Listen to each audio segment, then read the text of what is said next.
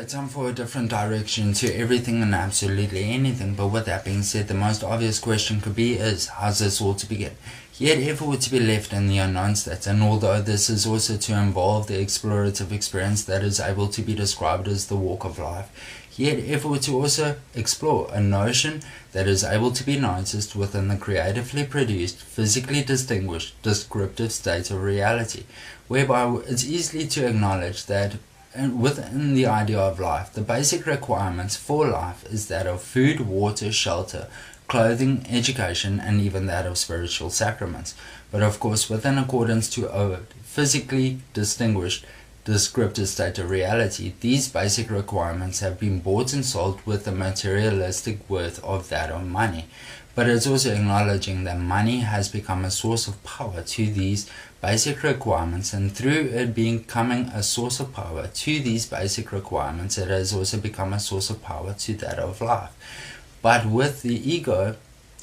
controlling the materialistic worth of that of money, it is also acknowledging that money has also come to influence the ego with a state of hierarchy, recognizing that this state of hierarchy has also come to influence the ego to think that it is able to control life, as with all other emotional, physically descriptive states of beings within this emotional, physically descriptive state of existence with the materialistic value of money. But again, it's also acknowledging that controlment is also able to be described as a state of imprisonment.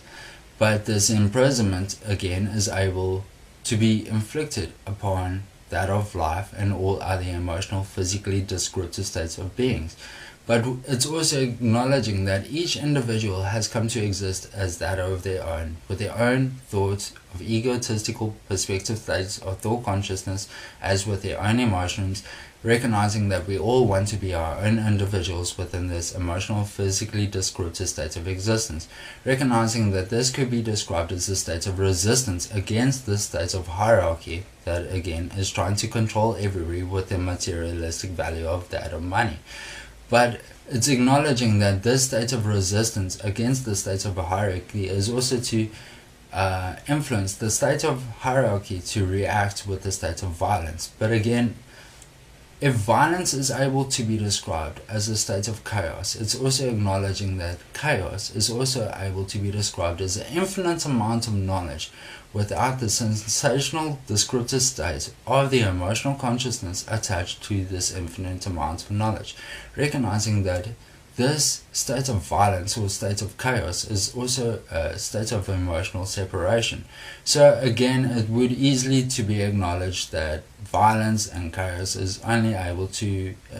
creatively produce a state of separation within this emotional, physically descriptive state of existence. But again, acknowledging that each individual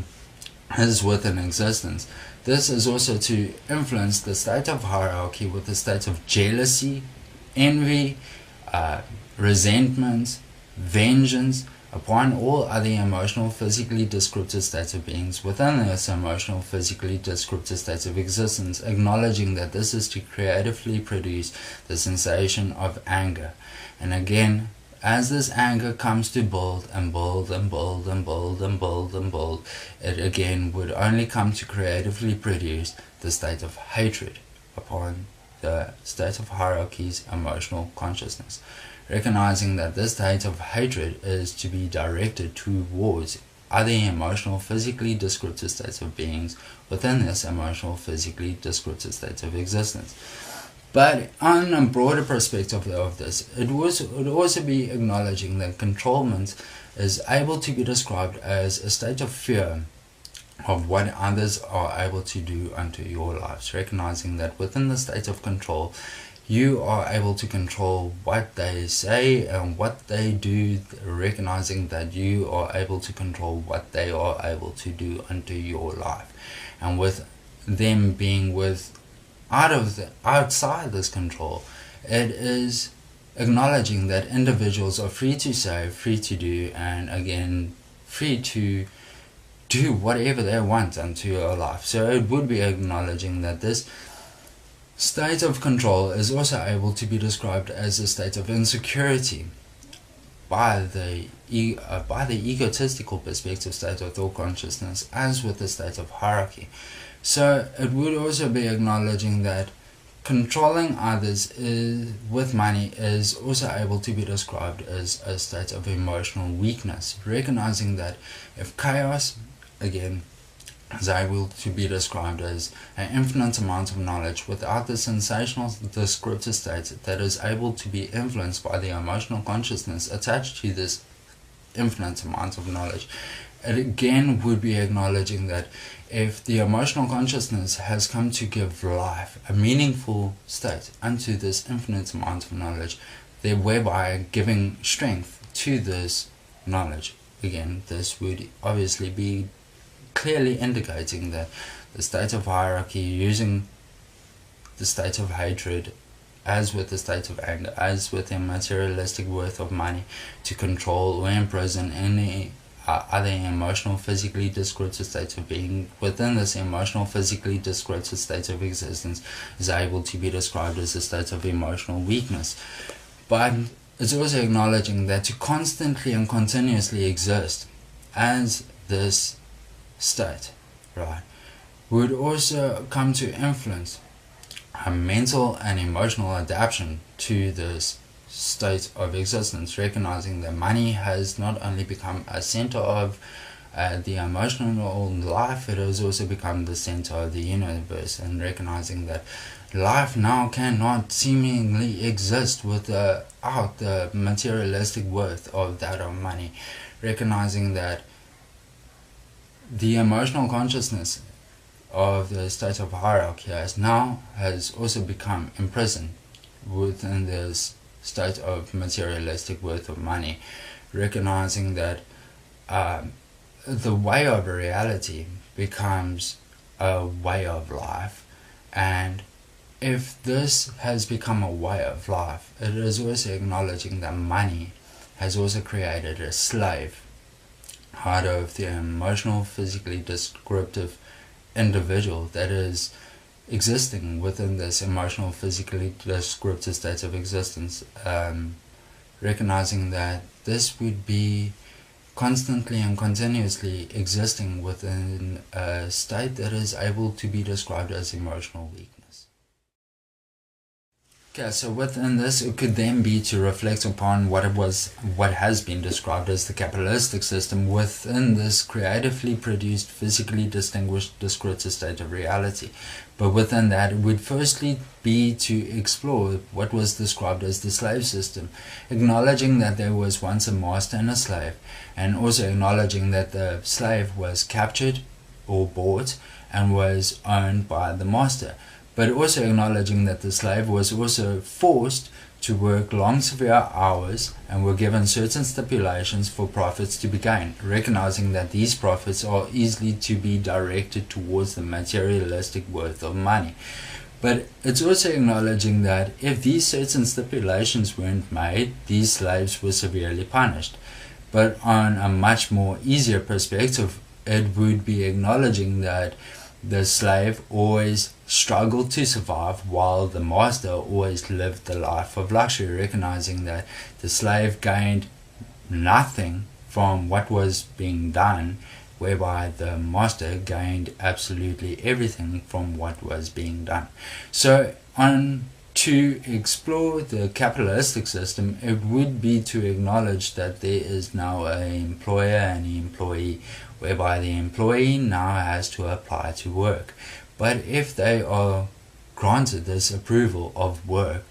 the employer all of a sudden becomes a master to the employee, recognizing that the employee will now be forced to work certain long hours, be given certain stipulations to be met, again for profits to be made, again with profits being directed towards the materialistic worth of money. And again, if these certain stipulations aren't met, they are severely punished. But it's also acknowledging that the capitalistic system isn't too far away from the slave system if the employer is also gaining most of these profits while the employee is gaining basically nothing. While, in other words, the employer and the master are living the life of luxury while the slave and employee are living while struggling to survive. But on a broader perspective of this, it would be acknowledging that the slave system, as with the capitalistic system, were and still are involved within what has been described as a financial economic system, recognizing that this financial economic system is all about the profits, recognizing that it's all about the money, recognizing that it doesn't give a shit about the products, services, or individuals, and that it's all about the money. So it would be acknowledging that this state that exists within this creatively produced, physically distinguished, descriptive state of reality has easily come to place money in the center, as the center of the universe. Okay, so if we were to explore the idea of socialism within this creatively produced, physically distinguished, descriptive state of reality, would be acknowledging that the idea of socialism basically means as handing the production, distribution, and labor to be owned and controlled by one society group, recognizing that this one society group will now come to think that it knows what's best for even that of a singular individual's emotional, physically descriptive state of existence, recognizing that that singular individual will also be given certain stipulations to abide by to maintain a unified society. So in that, it would also be acknowledging that if the singular individual didn't abide by these certain stipulations, again, that singular individual is to be severely punished or even outcasted from this unified society. But on that, if we were to acknowledge that the society has come to exist within accordance to what has been described as a creatively produced, physically distinguished, descriptive state of reality, which again is within accordance to that of a financial economic system, it would be acknowledging that this one society group is to always be the 1% wealthy masters or employers that are to basically set down the standards for everybody else to follow by and abide by, recognizing that we as individuals are now slaves to the society group, and recognizing that an individual state of freedom does literally and actually not exist within the idea of socialism. Okay, so to explore the idea of individuality within this emotional, physically descriptive state of existence, this would be to explore who we are within this emotional, physically descriptive state of existence, recognizing that within regards to the egotistical perspective state of thought consciousness, it has come to describe us within accordance to a vast yet limited amount of knowledge that it has come to acknowledge from a vast yet limited physical descriptive state of existence. But it's also acknowledging that due to the distinguishing state that's to be associated with the egotistical perspective state of thought consciousness, this distinguishing state is still to question the knowledge that is able to describe us as emotional, physically descriptive state of existing beings within this emotional, physically descriptive state of existence. But it's also acknowledging that this questioning is also to question our emotional, physically descriptive state of existence as well. So if we were to eliminate the egotistical perspective state of thought consciousness, this is able to be noticed as an individual that's possibly has encountered a coma-like experience, recognizing that this individual is still able to explore the sensationally known emotional infinite state of clarity with the sensational descriptive state of awareness. But it's also acknowledging that both of these sensational states are to be associated with the emotional consciousness, recognizing that this is able to be directed towards the meditational experience, recognizing that this is when an infinite amount of questionable knowledge is sensationally attracted into what has been described as an emotional state of reason and purpose. But through sensationally attracting this questionable amount of infinite amount of knowledge that the egotistical perspective state of thought consciousness has come to acknowledge from a questionable physically descriptive state of existence, it has also come to sensationally change this questionable state of this infinite amount of knowledge into a sensationally known state of infinite amount of knowledge, recognizing that this has now come to creatively produce a sensationally emotional descriptive state of meaning, recognizing that this meaning is a sensational emotional descriptive state of clarity. But again, through exploring and experiencing this sensational emotional descriptive state of clarity with a sensational descriptive state of awareness, it is also able to acknowledge or sensationally acknowledge something sensationally unique within this sensational emotional descriptive state of clarity, recognizing that this uniqueness is able to be described as the sensational descriptive state of peace, love, happiness, truth, possibilities, creativity, and that of freedom.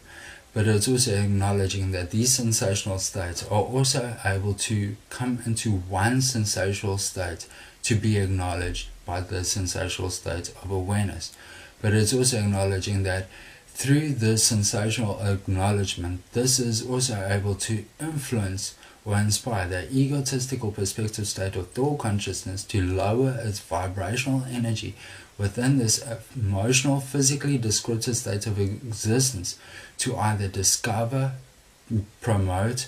or create this sensationally known uniqueness within this emotional, physically descriptive state of existence. But of course, one meditational experience is not going to truly define who you are within this emotional, physically descriptive state of existence, recognizing that this is to be a constant and continuous explorative experience, or a sensational explorative experience, recognizing that we are to discover more meaning that within our emotional selves than what any knowledge is able to come to describe us within the emotional, physically descriptive state of existence, recognizing that we are able to be described as divine sources of emotional, sensational life, as in comparison with the materialistic worth of money, which again is a physically descriptive state of source to that of life within the creatively produced, manifested, physically distinguished descriptive state of reality. Recognizing that through money being described as a questionable state, it would be acknowledging that through meditating over what to do, sensationally to do with money, we are able to come into a state of clarity, a meaningful state of clarity of how to use money as a tool to either discover, promote, inspire, or create the sensational known state of emotional happiness to be sensationally experienced as with explored within the emotional, physically descriptive state of existence. Acknowledging that this notion is not only to create a state of sensational oneness within oneself, but also to create a sensational state of oneness within the emotional, physically descriptive state of existence by using the questionable state of money as a tool. Again, recognizing that this sensational, descriptive state of emotional oneness is also able to be described as a state of unity within this emotional, physically descriptive state of existence. Okay, so reflecting on the explorative experience that is able to be described as the walk of life, whereby this is to be a 420-kilometer journey to begin with, that is to be traveled during the summer period, hence the month of December, a 10 to 14 day explorative experience that will be totally walked, revealing the emotional, physically descriptive state of existence within the definitive state of life, but of course acknowledging that this is also to be a documented explorative experience, with daily posts being shared, and of course a final feature being shared at the end of the explorative experience as well. But of course this is also able to be described as a sensational notion, as of stepping into the light, whereby there is a light at the end of the tunnel of whatever darkness that individuals may be enduring or encountering at this present time, recognizing that this is to be described as a sensational emotion to be against the illness of depression. So if it were to support this notion with the questionable state of money, it would be acknowledging that this questionable state of money would be sensationally used to grow the sensational notion directed towards the state against depression, recognizing that this is to be used to creatively produce the more emotional